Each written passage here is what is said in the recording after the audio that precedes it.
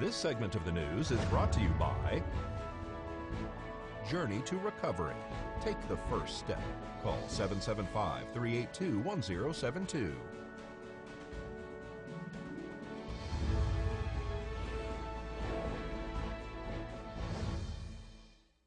A senior community resident was shocked to find a woman sleeping inside his truck.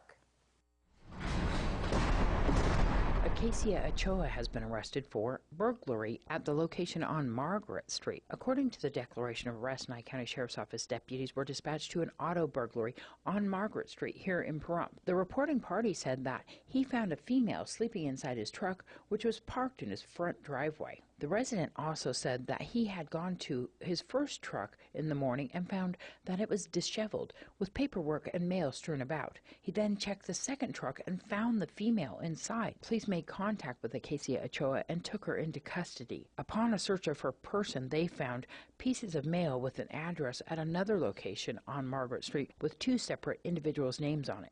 Ochoa said that the individuals in the letter were actually her grandparents. Deputies spoke to the residents, who informed them that they do not know Acacia Ochoa. Another resident inside the housing complex, which is a senior living community, said that their car had also been broken into. They found several items of clothing that did not belong to them inside their vehicle. They say that the glove box was also open and was emptied, and several compartments were also emptied out. Ochoa was taken into custody and transported to the Nye County Sheriff's Office Detention Center.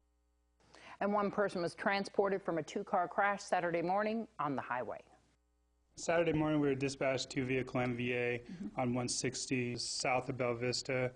As two vehicles, one car had stopped to make a left-hand turn into, I believe, the Family Dollar right there, and was rear-ended by another vehicle. We had one person transported for minor injuries to Desert View Hospital, and another patient out of the group signed AMA. Just a note to people, if you're driving down the highway, please pay attention, because people can make those left-hand turns. Yeah, there's no left-hand turn. There's no left-hand turn lanes there, so remember, if people are slowing down, they could be turning.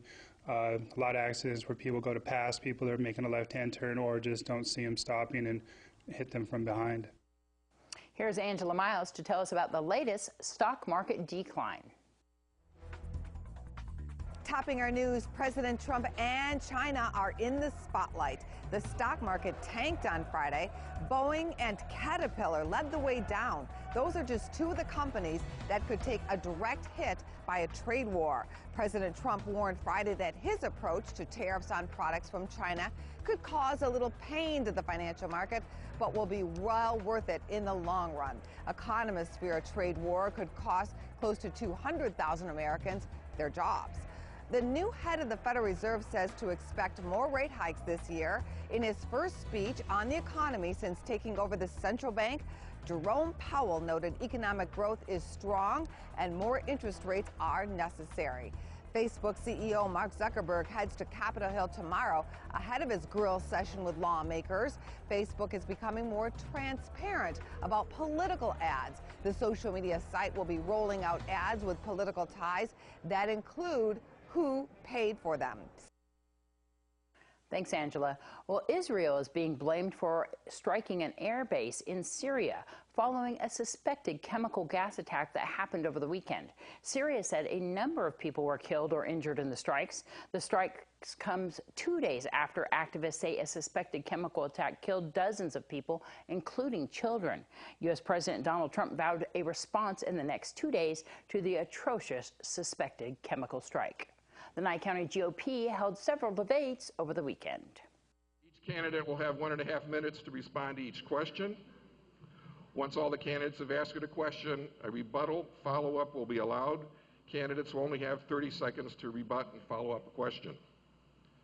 In the event one candidate is singled out with criticism or charges, that candidate will be allowed an additional 15 seconds to respond. Friday and Saturday night, the Nye County Republican Central Committee, KPVM TV, Ace Country Radio, and the Pahrump Valley Times sponsored the 2018 GOP debates held at the Bob Roode Community Center here in Pahrump. On Friday night was the Attorney General and Nye County Treasurer's debate. The Nye County Treasurer's office is currently run as a monarchy. The deputy treasurers have very little say, if any, in what happens within that office. So once I'm elected Nye County Treasurer, what I will do is, of course, meet with the deputy treasurers to determine what the most effective way is to run that office. Yeah, actually, both offices, whether it's Pahrump or Tonopah. On Saturday, the Nye County Commissioners from District 4 and 5 were featured, as well as the Nye County District Attorney. I think the first and foremost thing to look at is, who was the victim and what kind of a harm was suffered, because there are times when you have to prioritize, and obviously some cases are more serious than others. As public prosecutors, our main duty is to do justice. We build cases based on the evidence, which is actually the opposite of a public defender who looks to take down a case. We are actually looking to build up the case, and we have to worry about justice, not for the victim. We have to look out for the rights of the defendant, to the victims, and to the community as a whole. Moderated by Joe Brzezinski from the Nye County Republican Central Committee, questions were asked by Robin Hebert from the Pahrump Valley Times and Deanna O'Donnell from KPVM TV and Ace Country Radio. All three entities will be getting together soon to schedule the Nye County Sheriff's Office candidates debate. We'll keep you posted. This is Deanna O'Donnell for News 46. And the Assembly District 36 debate will be held live here on KPVM TV this Wednesday, April 11th at 6 p.m. It'll also be streamed live on our local Pahrump Facebook page. We'll give you an update on the troops at the border after this break.